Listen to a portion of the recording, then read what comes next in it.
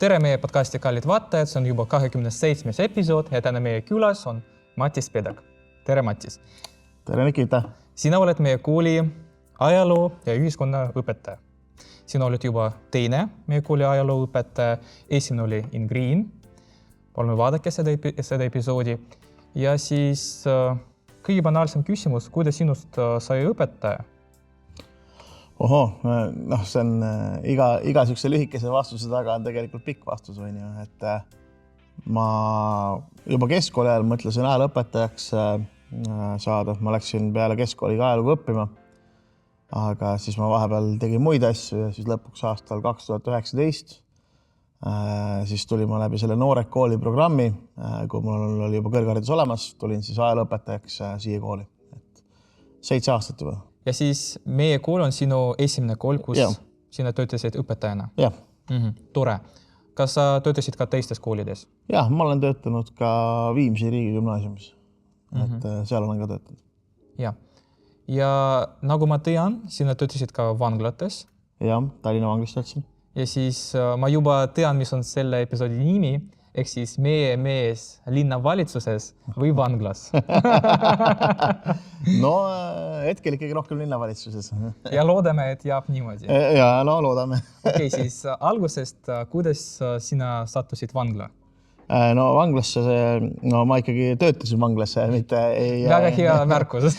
Mitte ei olnud seal karistuse pärast, et kõigepealt ma läksin ajateenistusse, käisin kaitseväes ära 11 kuud, tulin sealt noorena seersendina välja ja siis läksin õppima Sisekaitseakadeemiasse ja siis oligi, et Tallinnas oli vangla olemas, Sisekaitseakadeemia pakkus häid stipendiumeid ja töö tundus ka huvitav, kuna mulle kaitseväes tegelikult see ülesehitus, distsipliin, see kord nagu väga meeldis, et siis tundus nagu loogiline minna sinna vanglateenistusse, kus oli ka, ma pean ütlema, et minu jaoks vanglateenistuse on too aeg, kui ma töötasin, vähemalt oli üks Eesti paremini korraldatud asutusi, et kord oli väga paigas, asjad arenesid, kõiki tehti nagu väga korrektselt, väljaõppe oli hea ja kui sa Sisekaitseakadeemias õppisid ka, et see päris hea ülevaate psühholoogiast, õigusest, taasühiskonnastamisest ja sellest, et Sisekaitseakadeemia pakub väga head haridust, et noored mõelge selle peale.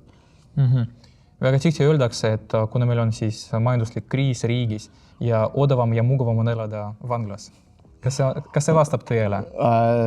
No ma ei tea. Ma arvan, et ei vasta sellepärast, et mis on elu ilma vabaduseta. Et vabaduseta ma arvan, pole mõtet, kui sa ikkagi päevast päev oled samas ruumis kinni ja oled niimoodi, et siis ma olen üsna veendunud, et see elu ei ole seda väärt. Et tegelikult sul puudub kontroll asjade üle ja sa ikkagi kannad karistust millegi eest. Nii et ma arvan, et elu vanglas ei ole seda väärt. Ja, aus vastus. Kas inimesed vanglas, kas need on sõbralikud? Eks see nüüd sõltub ka, et kus sa ise täpsemalt töötad ja milline sa ise inimesena nagu oled. Aga karta seal ei ole midagi, et töö vanglas ei ole selline nagu see on Ameerika filmides või Vene sarjades. Et tegelikult Eesti vanglad on aina rohkem meelutavad selliseid Skandinaavia vanglaid. Et inimesed suhtuvad omavahel rahulikult. Ütleme, kord on selge, et kui sa rikud korda, siis menetletakse ja sa võid saada karistuse. Kui sa korda ei riku, kõik on hästi, siis on kõik korras. Et tegelikult midagi keerulist seal pole ja üldiselt saadakse ikkagi hästi läbi. Ja mis mulle, kui mina vanglas töötasin, mis mulle väga meeldis tegelikult oli see, et kollektiiv oli tegelikult üpriski noor, et kõik olid, ütleme, suht ühes vanuses ja ütleme, must huumor oli ka see, mis töös väga levinud. Kelle poolt? No kõigi poolt. Kõigi poolt. Kõik me on ju inimesed. Jah. Väga huvitavad vastused sul on. Aga kas toit vanglas, kas töötajad söövad sama toitu, mida söövad siis kes? Vangid. Mis on siis see sõna? Kes siis? Kinnipeetavad. Kinnipeetavad. Tšaklutšonni. See on üks venekeelne sõna, mida ma tean, mis on meelde jäänud. Aga ei, valvuritel oli seal eraldi ala. Tõsi, paljud vangid tegi küll süüa, sest ega vangistuse eesmärk on ka inimesi ju ümber kasvatada. Et ei ole see mingit, see, kuidas see Vene vanglates oli see Vorm Zakonia, vaata, et niisugust süsteemi ei ole nagu. Yeah. Et kui sa oled vanglas, siis sa pead ka nagu taas ühiskonnastamiseks, et sul tekiks tööharjumus, sa pead seal ka nagu tööl käima ja vanglas olid nagu erinevad töökohad, osad töökohad olid seal sööklas, osad olid heakorratööd, osad olid seal juuksurid, kes mida tegid, osad olid koristajad. Et see oli niisugune elu osa seal, aga niisugune omaette toimiv üksus. Paar kuud tagasi meie külas oli meie keemiaõpetaja Julia Merkulova ja ma küsisin tema käest, et mis on parem, kas töötada koolis või vanglas ja kus aeg lendab kiiremini. Et kuidas sina vastaksid küsimusele, sest sina olid mõlemal pool?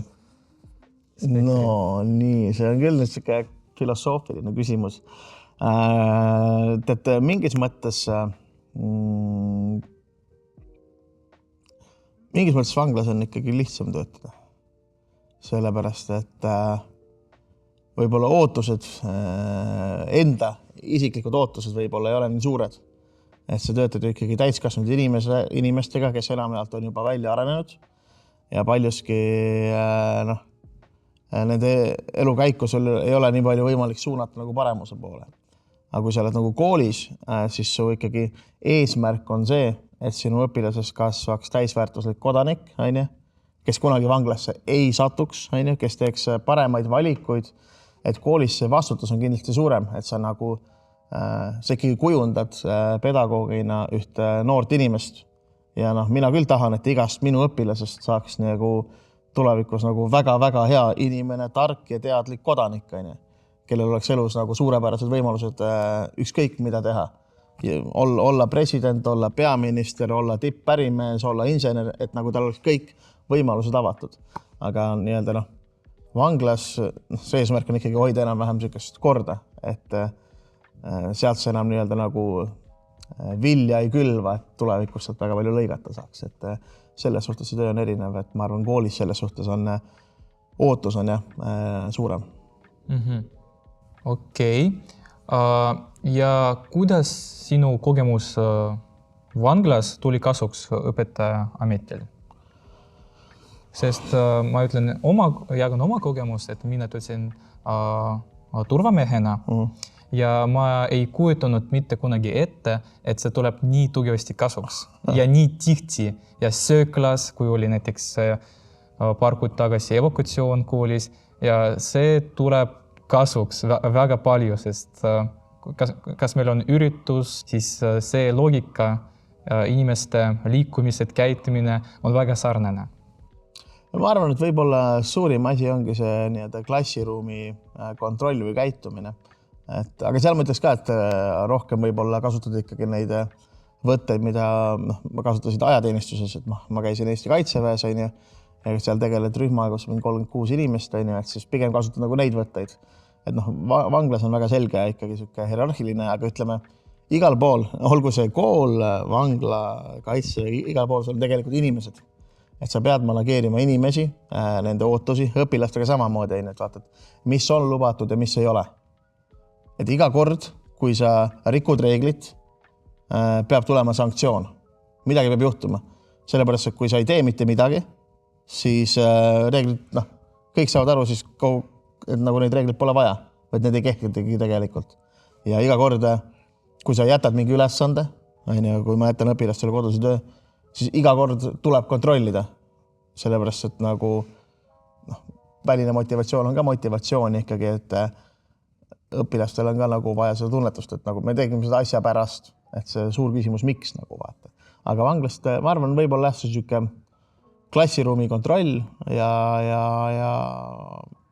võib-olla ka siis ikkagi see, et ütleme nii, et ma arvan, et mingis mõttes vangidel ja õpilastel ei ole väga palju vahet, et mõlema pidurdusmehhanismid on pigem väikesed, et õpilastel, noortel pole see välja arenenud ja paljudel inimestel, kes vanglasse on sattunud, kes on karistada saanud, nad on just seal sellepärast, et nende pidurdusmehhanismid on puudulikud, et nad pole suutnud vajalikul hetkel nii-öelda nagu ei öelda, pole suutnud vajalikul hetkel nagu aru saada, et see, mida nad teevad, on vale, et see nii-öelda pidurdusmehhanism on nagu puudulik, et võib-olla see on see, mis on sarnane ja selle teadvustamine võib-olla aitab kaasa. Okei, jah.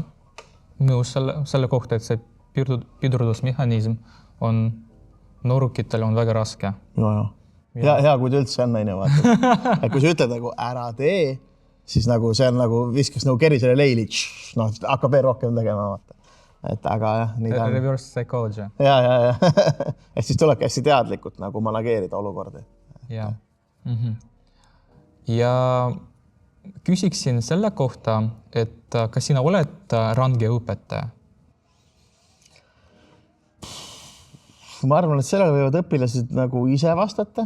Ma ise arvan, et ma ei ole range õpetaja. Et ma lähenen õpilastele nende õppeprotsessile nagu suhteliselt nagu rahulikult ja minu klassis peab olema kord. See on nagu A ja O, et kui nagu raame ei ole, siis ongi täielik anarhia. Et mul on mõned kindlad reeglid tunnis, et ma ei taha, et sa räägiksid ja segaksid minu tundi, sest mina annan seda tundi. Ma ei taha, et sa tööde ajal spikerdaksid või spikerdage ära ja vahele. Et kui sa võtad selle riski, et sa teed midagi keelatud, siis see on õpilase enda vastutus. Ja mida ma olen kogu aeg õpilastele öelnud, et see, mis on tema hinded, see on tema töö tulemus. Minul on ükskõik, kas õpilasel on hinne 1, 2, 3, 4, 5. Kas ema pahandab kodus pärast või pahanda, see ei ole minu probleem. Või näiteks, kas see hinne on ära teenitud või mitte? Ja, et õpilane peab ise võtma vastutuse. Õpilane peab oma töö ära tegema. Aga pigem suhtun nagu loovalt, et selles suhtes, et minu jaoks on okei, kui kedagi absoluutselt ajalugu ei huvita. See on täiesti okei. Et inimestel ongi erinevad huvid. Näiteks mind ei huvita absoluutselt autod, mind ei huvita absoluutselt matemaatika, see on õudne. Keemia, jumal issand, ei huvita. Aga nagu ära eelda siis, et kui sa ei tee mitte midagi, kui sind asi ei huvita, et sa pead saama 5. Ära eelda seda, et see, kui sind ei huvita, et see annab sulle õiguse minu tundi segada. Et siis on probleem. Kui sind ei huvita, sa teed minimaalse ära, tundi ei sega, pole mitte mingi probleemi. Sa saad oma 3 kätte ja lähme.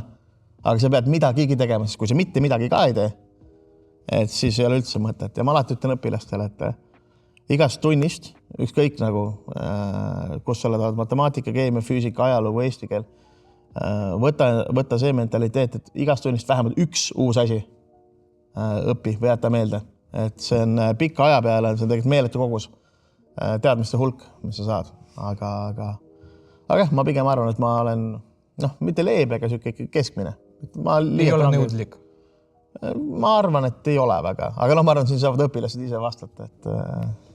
Meie külas kuu tagasi oli siis Sofia Fomenko.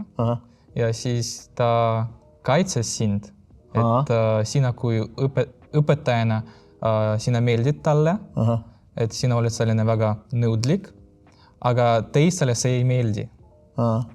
Ja keele küsimuse, keeleõppe küsimusest ta ütles, et sina väga tahad, et sinu õpilased õpiksid keelt ära. Ja, aga see on nagu suhteliselt A ja O, et me elame nagu Eesti Vabariigis ja ilma eesti keeleta on õpilasel väga palju raskem hakkama saada. Ja kuna väga paljud ka siis Sofia Fomenko oli ju seal nii-öelda keelekümblusklassis, siis keelekümbluspõhimõte on ju tegelikult ikkagi see, et 1 õpetaja, 1 keel. Ja siis ma räägingi nendega ainult eesti keeles, et eksida võib. Mind ei häiri üldse, kui sa ütled valet sõna lõppu, teed, kirjutad valesti, see on kõik okei. Eksimine on osa õppeprotsessist. Mida ma ei salli, on see, kui õpilane ei pinguta, kui ta ei ürita. Ja siin on läbi aastate mitmed õpilased olnud, kes nagu ei taha, ei viitsi, kellel ongi vastumeelne, siis ma arvan, et nende koht ei ole nagu gümnaasiumis, et gümnaasium ei ole kohustuslik. Ja nii kaua, kui me oleme Eesti Vabariigis, siis ma arvan, eestikeelne õpe on vajalik, sellepärast, et lõppkokkuvõttes, kui me vaatame, siis kogu see venekeelne õpe Eesti Vabariigis tegelikult töötab nende õpilaste vastu, kes õpivad vene keeles. Et siin mõni aasta tagasi ju tegi ka see Harno avada statistikat, gümnaasiumi lõpuks Eesti õppekeelega koolis õpilane ja vene õppekeelega koolis õpilane. Gümnaasiumi lõpuks vene õppekeeles õppinud oli 1,5 aastat maha jäänud. 1,5 aastat. Nii, ja nüüd sa lähed siis ülikooli, tasuta on eestikeelsed õppekavad. Kui sa tuled vene koolis ja sa ei oska eesti keelt hästi, sul on väga raske, sest õppeprotsess läheb kiiremaks, sa pead rohkem lugema ja sa oled ise seda läbi elanud, sõnavara on spetsiifilisem, sa pead väga palju lisatööd tegema. Aeg, millal sa võiksid käia tööl, olla koos tüdruksõbraga, käia trennis, olla sõpradega väljas, see läheb sul sellele, et sa pead sõnu välja kirjutama ja õppima nende tähendust. Ja lõpuks see teeb sul ülikooli hariduse omandamise palju raskemaks. Ja see on üks põhjustest, mis me teeme podcasti ka eesti keeles, et see oleks vähemalt see kuulamine, et oleks selleks materjal, et tuttav õpetaja, teine tuttav õpetaja ja kui on vaja siis venekeelsed subtiitrid, et enam-vähem, et saad hakkama, kui sa pingutad. Nagu sina ütlesid, et see on väga oluline, kui õpilased vabatahtlikult see sisene motivatsioon, et need pingutavad. Siin on, poistel on üks suur eelis, mida nad saavad kasutada. Vaata, mina käisin Eesti Kaitseväes aastal 2012 ja mul oli seal kaks poissi, üks oli Aleksander, üks oli Leonid. Leonid ütles, et tema ei hakka seda eesti keelt mitte kunagi õppima, et kõik eestlased on fašistid vastik, nagu vaata, et tema ei õpi mitte kunagi. Aleksander ütles, et mulle ka ajateenistus ei meeldi olla, aga vahet pole, et ma üritan eesti keeles rääkida. Siis oli ajateenistuse lõpuks, küsisid seal viimasel päeval, et Leonid, eesti keeles oskab midagi öelda? Nii et mitte midagi ei tulnud. Küsid Aleksandrilt, Aleksander oli ära teinud oma C1 eksami, Aleksander oli vahepeal läinud ülikooli saanud sisse energeetikat õppima, kus ta tegelikult esialgu ei saanud sisse, sellepärast, et eesti keel oli nii halb, aga see aasta aega ajateenistust nagu muutis täielikult, et see keskkonnavahetus. Et poistel on selles suhtes nagu suur eelis, et nad saavad nii-öelda poolkohustuslikus korras nagu seda kasutada ja ajateenistus ka nii-öelda õhtused, minu ajal vähemalt olid õhtused uudiste vaatamised, kus inimesed vaatasidki aktuaalset kaamerat ja siis läbi selle siis õppisid päris palju. Mina näiteks, mul ei ole siis vestluspartnerid, kelle eesti keel oleks siis eesti keel ja siis ma mäletan, kui maikuus enne eesti keele eksamit 9. klassis ma sõitsin jalgrattaga ja rääkisin iseendaga peas. Et kui sina tahad, siis on palju võimalusi.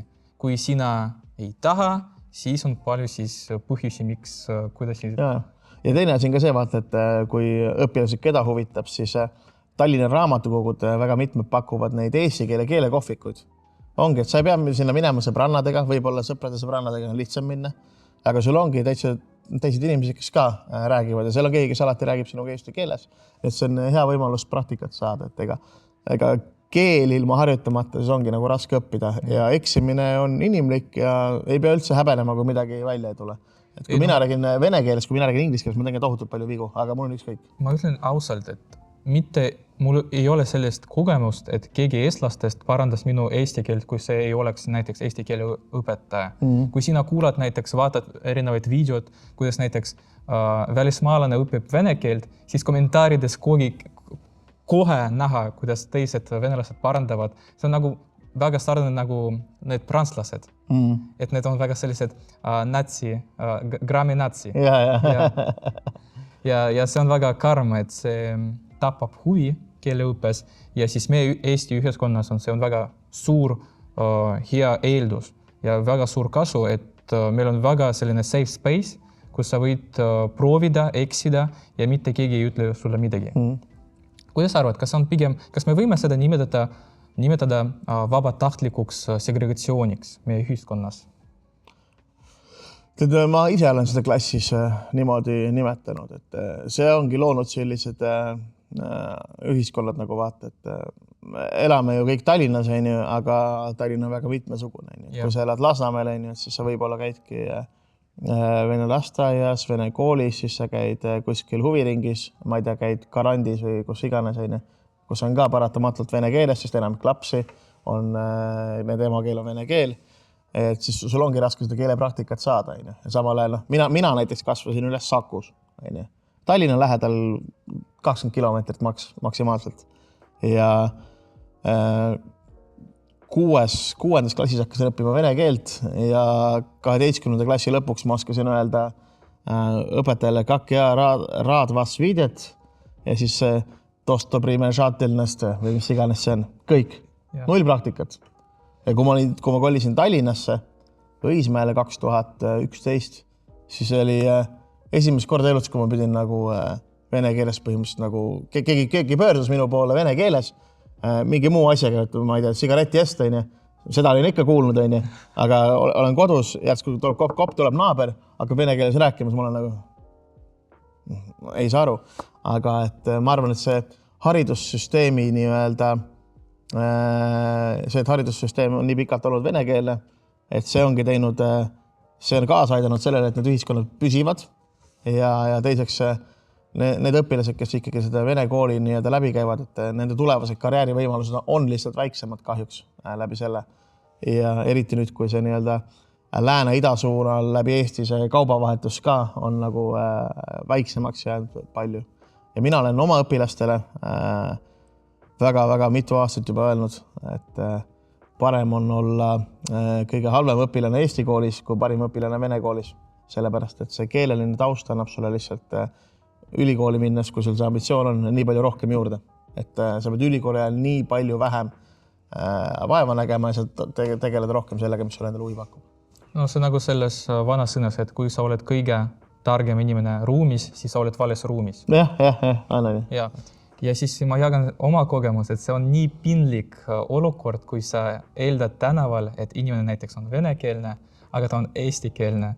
Ja sa hakkad kohe mõtlema, oi kuule, kui pinlik see on, et ma mõtlesin, et sina oled vene keeles räägid.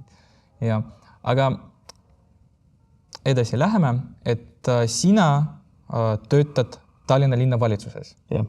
Kuidas nii sattus, kuidas nii toimus, et kuidas sina said oma tööd linnavalitsuses? Tegelikult oli asi niimoodi, et see on ka siuke pikem lugu jälle, et ma töötasin siin koolis siis alates aastast 2019 ja siis aastast 2013 saati olen ma kuulunud sellisesse erakonda nagu Isamaa ja minu meelest Isamaa on üks meie praeguse Eesti riigi nii-öelda on väga palju häid otsuseid teinud, mis on meid sinna viinud, et kogu see Mart Laari valitsused, mis olid seal 90. alguses, kui Mart Laar oli peaminister, kus oli Jüri Luik, kes oli välisminister, et väga paljud mehed kaasatud Mart Nutt ja Vootele Hansen, kes eelmine reede suri, et on jätnud väga suure pärandi Eesti poliitikasse ja mina liitusin siis 2013 sõber kutsus, et tule ka, et maailmavaade klapib ja too aeg oli aeg, kus Reformierakond tahtis kaotada ajateenistust. Ja siis minul oli lihtsalt nagu, kuule, see on ju kõige lollim idee, et meie kõrval elab. Mis aastas see oli? 2013. Kui vana sa olid siis? 10. Mina olin siis 22. Ja siis liitusin Isamaa erakonnaga ja olin seal nii-öelda aeg-ajalt käisin kohal, mingitel üritustel aitasin 2000, oligi 13 Eerik Niiles Krossi kampaaniat teha, siis kui ta Savisaare vastu kandideeris, Isamaa tegi päris hea tulemuse. Siis mingi aeg olin inaktiivne, siis mingi aeg uuesti, kui mingid siuksed tõusnud mõned käisid, kui mingid teemad mind kõnetasid, siis võtsin sõna, käisin kohal, rääkisin. Ja 2024, siis kui Isamaa tuli Tallinnas linnavalitsusse, kui kukutati Keskerakonna sotsiaaldemokraatide siis võim, siis tollane abilinnapea Karl-Sander Kase siis helistas, ütles, et tahaks minuga natuke juttu rääkida. Rääkisime natuke juttu ja siis ta ütles, et kuule, aga tule minu juurde tööle. Ja siis ma mõtlesin, et okei, et huvitav pakkumine, et õpetama saab alati tagasi tulla ja siis Once in a lifetime opportunity. No, kes just once in a lifetime, aga opportunity kindlasti, Yeah. et võimalus midagi teha, et pigem nagu kui elus tulevad mingid huvitavad võimalused, siis tasub nagu jah öelda. ja siis ütlesin jah ja siis oligi niimoodi, et olin siis sotsiaalvaldkonna abilinnapea nõunik, oli sotsiaal- ja tervishoiuvaldkond, kõik need tervishoiu, Tallinna tervishoiu, Ida-Tallinna, Lääne-Tallinna keskhaiglad ja laste turvakodud ja kõik need tervise ja sotsiaalmajad ja asjad ja käisime neid läbi ja lugesin hunniku memosi ja kirjutasime mõned artiklid ja tegime seal asju ja siis tuli valimiskampaania ja siis aitasin seal Isamaa kampaaniat teha, kandideerisin ise ka ja siis nüüd siis detsembri lõpus helistas mulle praegune linnapea Peeter Raudsepp ja siis kutsus siis enda büroosse tööle, et nüüd ma olen siis Tallinna linnapea nõunik ja siis ongi nii, käin ka siis 2 päeva nädalas käin siin oma klassi lõpuni viimas ja muidu töötan siis Raudsepa nõunikuna ja ehitame Tallinna linna. Ja kui suur on sinu palk nõunikuna? 2600 eurot bruto. Kas see töö on seda väärt? Tead, seda on nüüd raske öelda. Mingis mõttes on, sellepärast, et sa saad ikkagi asju nagu muuta, mõjutada, teha asju paremaks nii, nagu sa näed, et parem, et kuidas asjad peaks paremaks nagu minema. Ja. Aga teistmoodi on see, et põhimõtteliselt sul sellist asja nagu vaba päev ei eksisteeri. Sa oled kogu aeg tööl. Et sul on kogu aeg sa pead kursis olema, mis meedia kirjutab, olema valmis midagi vastu kirjutama, tegema kõnesi, graafikuid, asja, koguma informatsiooni. Siis on poliitilised oponendid, kes mõtlevad vahepeal asju välja. Siis on ajakirjanikud, kes saavad asjadest valesti mõnikord, mitte alati, mõnikord saavad valesti aru, keelduvad parandamast. Ja alati on see, et on olukordi, kus on ju, et lähed hommikul kella 8 tööle ja siis lähed lõpetad tööpäeva ära kell 5. Siis kell 6 hakkab veel töökoosolek ja siis lähed koju, teed veel mingeid asju ära ja siis ikka pead lugema homses päevas ka asju. Ja neid memosi ja asju, mida lugeda on nagu väga palju ja ütleme nii, et kui sa neid asju läbi ei loe, siis sa tegelikult ei tea ka, mis toimub. Yeah. Et töömaht on tegelikult nagu väga suur, nagu väga-väga suur ja eks ta nagu... Kas keegi magab linnavalitsuses, nagu seda tehakse näiteks Riigikogus? Ei. Minu teada mitte, aga pikki koosolekuid on olnud küll. Kui pikk? Südaööni? Neid on küll, need on ka volikogus vaata, kui linna volikogu koguneb ja siis kui abilinnapea või linnapea lähevad sinna, siis volikogu istungid on pikad, et siin 2024 või 2023 oli üks istung läks hommikul kella 7-ni, et hakkas päeval kell 4, läks hommikul kella 7-ni. Wow. Et seal juhtub igasuguseid asju, et natuke poliitmänge, natuke kurnamist, et ühesõnaga sükest kindlalt kellani tööd ei ole, et mõnikord ongi niimoodi, et hommikul lähed hoopis kella 10 tööle, aga õhtul tead, et oled kella 9 tööle. Et tööd on sellest, töö otsa ei saa. Kui sarnane sinu töö linnavalitsuses droonide mänguga? Droonide mäng on võib-olla halb näide. Parim näide, ma arvan, oleks House of Cards. Kaardimaja, kui sa tead. Ja, ma ei vaadanud, aga Kevin Spacey aga ainuke vahe on selles, et vaata, kui kaardimajas on Kevin Spacey karakter Frank Underwood, kes skeemitab ja teeb asju, siis ma arvan, et poliitikas igaüks arvab, et tema on Frank Underwood ja teeb hullu kõik asju, et seal kõik ikkagi opositsioon ja koalitsioon, kõik omavahel lähevad kokku. See on paratamatus, aga üldiselt ikkagi meeskonnad hoiavad kokku, et mina olen ju Isamaa fraktsioonis, et siis loomulikult me hoiame nagu väga hästi kokku, et linnapea ja abilinnapead ja nende meeskonnad. Ja siis me saame loomulikult Keskerakonnaga, kellega me oleme koalitsioonis, räägime asju läbi, teeme asju, et selles suhtes see kõik on nagu väga selline, ütleme, lahendusi peab leidma, et lahendustele orienteeritud. Ja. Sina oled nii avatud sellega, et sa oled Isamaa erakonnas. Kuidas siis sina teed seda oma õpilastega? Kuidas sina õpetad ajalugu ja siis kas sina proovid olla objektiivne või? ajaloo õpetamisega loomulikult ma olen objektiivne, et ütleme ajalugu, ma õpetan ikkagi vastavalt sellele, mis on meie kooli õppekavas ja mõnikord laiendan teemasi, viskan võib-olla teemat nii-öelda natuke suuremaks, et käsitlen võib-olla rohkem mingid teemasid, mis minu meelest on väga oluline mõista või nagu siin ongi vaata, et kuna kultuurilised eripärad on ka, vaata, et siis nagu minu meelest mina edendan seda narratiivi, vaata, et teine maailmasõda, et siis nagu Nõukogude Liit ei võitnud teist maailmasõda. See ongi vale, et inimesed tähistavad võitu. Tegelikult teises maailmasõjas, esimeses maailmasõjas kõik kaotasid. Kõik kaotasid. 20 miljonit inimest surnud. Mis võit see oli? Kes võitis? Stalin või? No see on see rahvas või? Semiootika küsimus. Kuidas me nimetame mingit fakti? Aga ütleme nii, et kui minu vanavanaisa suri seal ära, siis kuidas mina võitsin sellest? Mina ei saanud oma vanavanaisega koos aega võtta. Mis see minu võit oli? Näiteks sulle öeldakse, et näiteks tema panus on tänase Euroopa vabadus näiteks. Võit on sellest.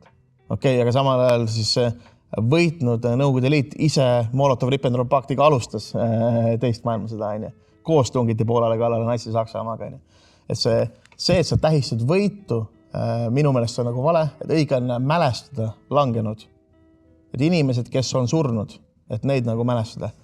Et ma tooks just, mina toon oma õpilaste seda välja.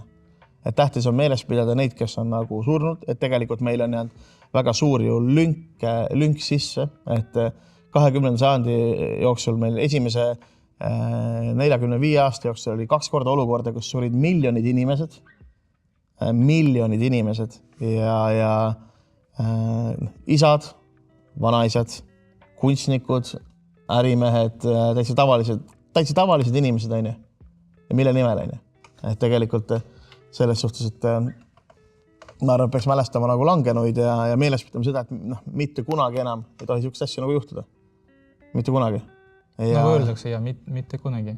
Ja seda, et ma olen ise nagu Isamaa erakonna liige, siis ega ma siin nagu inimesed teavad küll koolist ja seda õpetajad, ma olen 7 aastat töötanud, aga ega õpilastele ma pole nagu läinud klassi, et teate nüüd, mina olen Isamaa liige ja nüüd on niimoodi ja tulge valima, valige Isamaa poolt, võtke pastakad ja sellist asja ma pole teinud. No see on seaduslikult keelatud. Ja pluss on ikkagi täielikult ebaeetiline. Et mina isiklikult põlgan sellist poliitika tegemisviisi.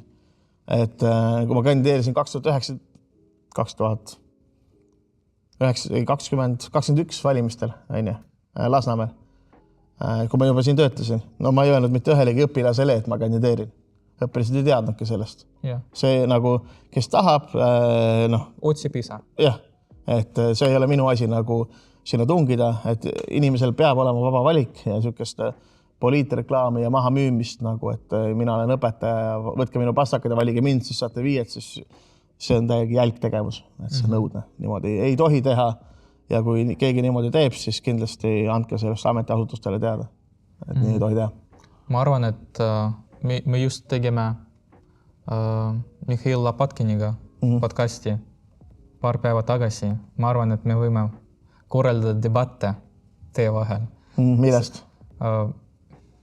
Mis iganes. Tundub, et iga üks asi, et oleksid väga kuumad arutelud. Ja kindlasti. Ja kuidas, et see Tallinna Ülikool, kus me õpisime, tegi uuringud paar aastat tagasi, mis on meie Eesti ja Vene koolide kõige tundlikumad ajaloolised teemad. Ja nagu tuli välja, teine maailmasõda on see, kus on see tundlikkus on kõige suurem. Ja see tundlikkus on rohkem Vene laste seas kui Eesti laste seas. Et see lihtsalt näitab, et see kultuuriline taust, mida sa mainisid alguses, meie episoodi alguses, et see väga oluliselt mängib rolli. Et selles, kuidas see sinu lähenemisviis õpetajana. Jah, see on loomulik, aga vaata, mina mina olen siin koolis selle jaoks, et tuua õpilased Eesti kultuuriruumi, et õpilased mõistaksid seda, kuidas eestlased asja mõistavad ja et need õpilased saaksid Eesti ühiskonnas hakkama. Ma ütlen ausalt, et minu huvi on ju see, et õpilastest, et nad kõik saaksid ühiskonnas hästi hakkama, et neil kõigil läheks hästi, et nad maksaksid tulevikus palju makse, et mina saaksin head pensionit, vaata. Aga selle jaoks on vajalik, et nad oleksid selle ühiskonna osa, et nad saaksid nagu asjadest aru. Ja siis vahepeal tuleb ka neile öelda asju, mida nad võib-olla ei taha kuulda ja võib-olla kodus öeldakse teistmoodi, aga mõningaid asju on nagu vaja kuulda. Et vaata, kui sa kogu aeg kuuled ainult seda, mis sulle meeldib. See kajakambrid. Ja, et siis see on nagu vale. Kuskilt peab ju tõdega tulema. Vaata.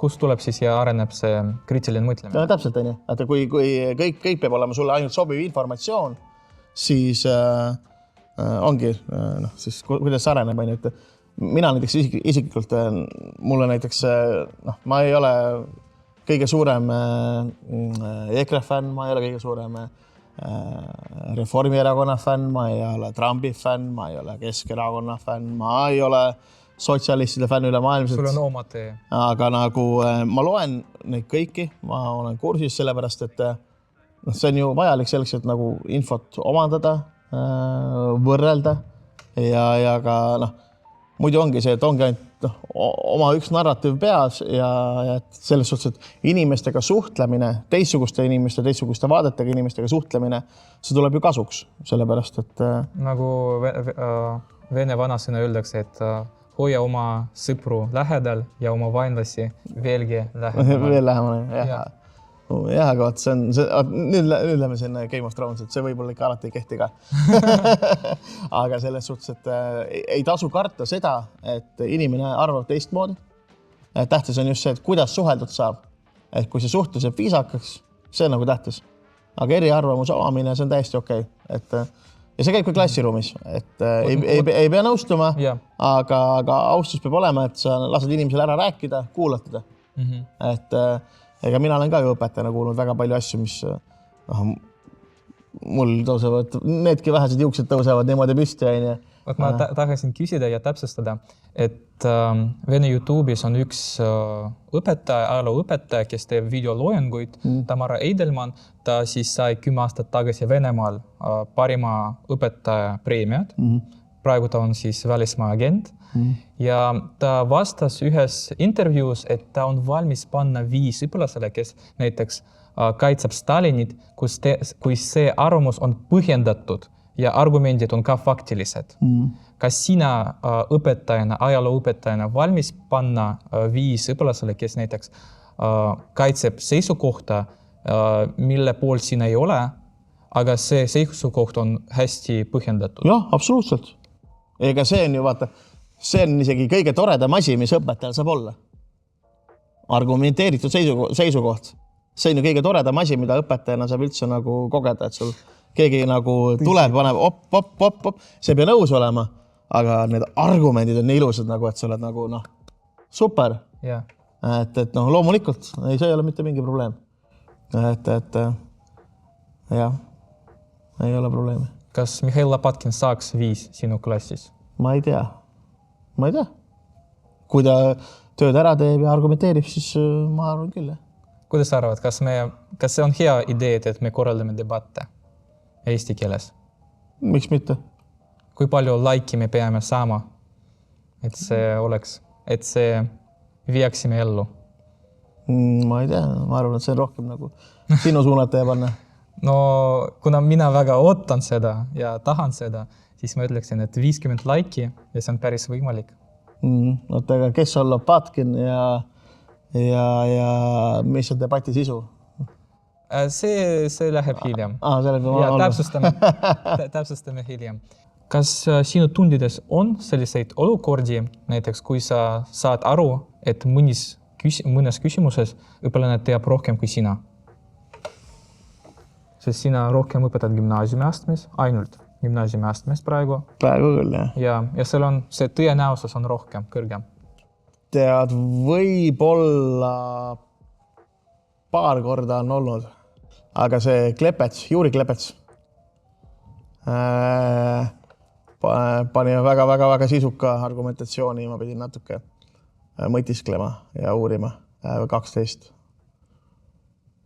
B-klass, Juuri Klepets. Tema pani ühe väga siuke, ma pidin natuke rohkem mõtisklema ja uurima. Et paar korda on tulnud ette. Mis teemas? See oli külma sõja teema. Aga see aasta oli jah, Juuri Klepets, see õppeaasta. Aga varasemalt on ka paar korda olnud. Üks oli Viktor Dovina, kes on lõpetanud. Ja muidu vist väga ei ole olnud. Selge. Mis on sinu lemmik ajastu, sajand või nähtus ajaloos? Minul on kindlasti uus aeg. Et 1500 kuni esimene maailmasõda. Et see minu absoluutne lemmik. Et see oli kõige inimarengu, kus inimareng läks nagu nii kiireks, vaata, et sul peale trükipressi ja Ameerika avastamist, kuidas maailmakord muutuma hakkas ja kuidas tegelikult sulle kogu see kaubavahetus rikastas, kuidas diplomaatia muutus, kuidas hakkas see keskaegne kord lagunema. Et see oli väga huvitav. Ja loomulikult Prantsuse revolutsioon ja see, mis järgnes suurele Prantsuse revolutsioonile, kuidas Napoleoni koodeks üldse nagu kehtima pani ja mis seal kirjas oli, et kuidas see mõjutas Ameerika Ühendriike, kõik need valgustusideed, et see on tõsiselt lai spekter, millest võibki jääda rääkima. Siis selline trikk küsimus, et mida sa arvad Konstantin Pätsi kohta? Kas ta on meie riigi kangelane või siis selline diktaator? Nagu mina ütlen oma tunnis kogu õpilastele, siis... Ja kuidas sa käsitled selliseid teemasid? Sinna tulebki, mina olen asja nagu kaheks. Et number 1, Konstantin Pätsil olid suured teened Eesti vabanemisel, et Eesti sai iseseisvuda, tegi suuri asju. Aga teine pool, mis kindlasti ei ole vähem tähtis, on see, et Konstantin Päts ikkagi kehtestas diktatuuri, vaikiva ajastu, tsensuuri, tema piiras, kui mitte öelda, et tappis demokraatia siin. Ja et mina suhtun Konstantin Pätsi negatiivselt. Mina ei saa aru, miks Estonia juurde pandi suur Pätsi pea. Et mina võtaks selle maha. Et kui Pätsile kuju teha, siis noorele Konstantin Pätsile. Aga mina arvan, et Päts... see on väga hea täpsustus. Ja väga hea märkus. Meil on 2 erinevat inimest. Et oma karjääri alguses, ütleme poliitilises karjääri alguses ja lõpus. Et mina kokkuvõttes suhtun Pätsi negatiivselt. Et see president kui selline, et siis ta ei olnud Eesti esimene president, ta oli diktaator, kes võttis presidendi nimetuse, et tegelikult oli ju enne riigivanemad. See on nagu Põhja-Korea on demokraatiline riik. Ütleme, ta ei olnud õnneks nagu nii... Ametlikult. Aga õnneks Eesti ei olnud ikkagi nagu nii totalitaarne, ta oli autoritaarne. Aga see oli, ütleme, tolle Euroopa ajastu vaim, igal pool üle Euroopa tekkisid autoritaarsed diktatuurid. Aga ma arvan, see demokraatia hülgamine oli siiski halb, et mina olen suur demokraatia pooldaja. Isegi siis, kui mulle ei meeldi see, kuidas teised inimesed hääletavad, mulle võib-olla ei meeldi hääletustulemused, minu meelest võib-olla ei ole neil õigus, aga ma siiski toetan täielikult demokraatiat, sest ega paremat viisi meil ei ole. Mis sa arvad selle kohta, et kas ta on reetur, et ta allkirjutas seda lepingut Nõukogude Liiduga? See on nüüd keeruline küsimus, et vaata, oleks meil parlament olnud, kes oleks hääletanud selle üle, siis ei saaks midagi öelda, aga jah, mina suhtun negatiivselt.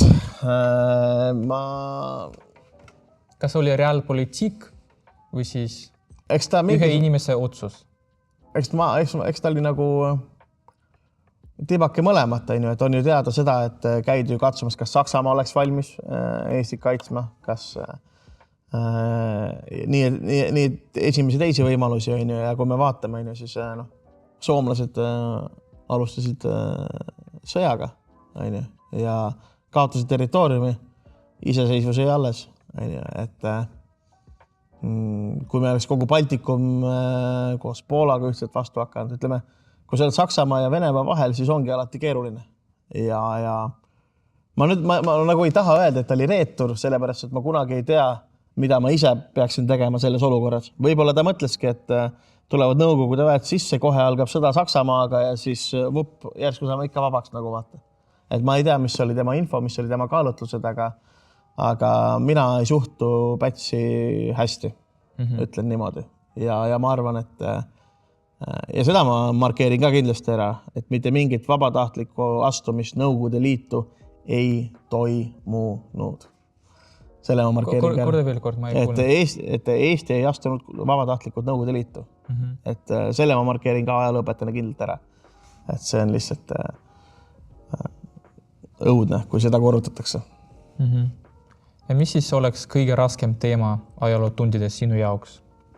Eetika ruumis? Võib-olla minu jaoks on kõige raskem teema, ma arvan, õpilased võib-olla ise seda nii väga ei mõista, aga võib-olla kõige raskem just nimelt nagu õpilasteni viia on see, et tegelikult kõige koletuslikumad kuritööd saatis Nõukogude võim toime ju tegelikult omaenda rahva vastu. Et see, mis toimus Venemaal 20-tel, 30-tel, no see on õudne ju. See on õudne, mitte ükski rahvas ei peaks ega tohiks üks asja läbi elada. Pol Pot. No ka õudne, jällegi oma rahva vastu. Ja mitte teiste vastu oleks parem, aga jätkuvalt, et kommunistliku režiimi kuritööd kõigepealt olid ju selleks, et oma rahvas maha murda. Et see ei olnud mingis otsast tegelikult kommunistid ei ole nagu, Venemaal nad kordagi ei võitnud mitte mingit valimisi. Nad saidki relvaähvardusel, haarasid endale võimu ja hakkasid seda terrorirežiimi teostama. Et nii nagu nende suur eeskuju, nagu oli Dzeržinskil oli see Robespierre, kui Jakobiinide terror käis. Et ära jätta ühtegi potentsiaalset vaenlast ellu. Et kui Dzeržinski sõnastas selle ju niimoodi, et parem hukkuks 1000 süütud, kui see, et üks süüdlane pääseb minema. See on absurdne ju tegelikult. Ja et just viia õpilasteni see, et tegelikult kannatasid ju Nõukogude kuritööd all ju kõige rohkem venelased, valgevenelased, ukrainlased ise nagu. Ja loomulikult väikerahvad, kes ka Venemaal olid, aga nagu, nad kuidagi ei mõista seda, et nad ei jõua kohale. Ja ma arvan, et ka kui sa vaatad arvamusküsitlusi Venemaalt, et kuidas Stalin on prestiižne ja kõva juht, siis tegelikult Stalin hävitas ju vene rahvast kõige rohkem, et kust tuleb see armastus tema vastu. Ma lihtsalt ei saa aru. Aga võib-olla... Psühholoogia on väga raske asi, et erinevad toksilised suhted inimeste seas. No, ja see on igal pool maailmas. See on oma vanematega, oma näiteks tüdruksõbrannaga, poissõbraga, et igal pool. Ja siis meil on siis ka romantiseerimine, et keegi ei räägi mõnedest faktidest. Aga seal ongi, et inimesed, vaata, ma arvan, et probleem on, et inimesed ei loe piisavalt palju. Et kui sa tegelikult loed, ütleme nii, et kui õpilane loeks läbi Gulagi arhipelaagi, siis kui ta on jätkuvalt veendunud stalinist või Stalini toetaja, marksist, siis ma tõstan käed üles, et okei, et ongi probleem, aga vaata, enam ei taheta lugeda. Inimesed vaatavad mingit ühte TikToki, loevad 2 arvamusavaldust, vaatavad mingit telekanalit, et nagu ühe 20-minutilise, 40-minutilise saatega saaks kogu suure asja kokku võtta. Ei saa, inimesed on pühendanud aastakümneid, et uurida mingeid väikseid intsidente, vaata. Seal on nii palju erinevaid ju seoseid, mis välja tuleb, mida sa ajaloolasena ju ka teada. Et nagu Green ütles, et Tšehhis oli väga mugav õppida ja rääkida inimestega, sest ta ei pidanud seletama inimestele, miks Stalin on halb. Sest Tšehhi rahvas teab ise, kui raske see oli nende jaoks. Mitte nagu Hollandis, kus on see romantiseerimine, need inimesed, kes ei elanud selles ajastus, kes ei kogenud, kellel ei ole näiteks ajaloolist mälu oma vanematel. või nagu see nende lääne kommunistide ja marksistide see, et aga Nõukogude Liidus oli tasuta hambaravi. Nojah, aga 15 miljonit inimest oli Gulagis ka, et kas tasuta hambaravi kaalub üle selle, et sul on 15 miljonit inimest Gulagis, mis majanduslikult on ju veel absurdsem idee, kui sa vaatad puhta ökonoomiliselt asja. Siis sa kasutasid tööjõudu kuskil Gulagis, kasutasid arste ja ärimehi ja filosoofi selleks, et ma ei tea, seda kanalit raiuda enam-vähem, kui nad oleks tegelikult võinud sisemajandusse panustada. Et ühesõnaga see kohutav. Ja siis lähme ja lõpetame meie episoodi meie blitz küsimustega, et mis on sinu lemmikud 3 filmi, seriaalid, laulud? Oi. 3 filmi. Ma ei ole seda nüüd niimoodi tugevalt läbi mõelnud, aga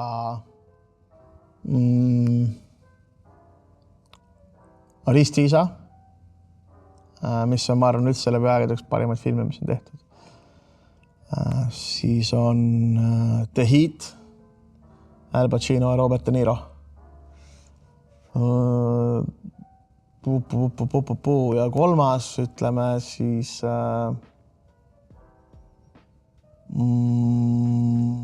et ma jään sulle vastuse võlgu, ma ei ole. Ma mõtlen, mida viimati üldse kinos vaatamas käisin. Point Breaki käisin viimati kinos vaatamas ka, kas 90. Kas sa vaatasid Nürnbergi?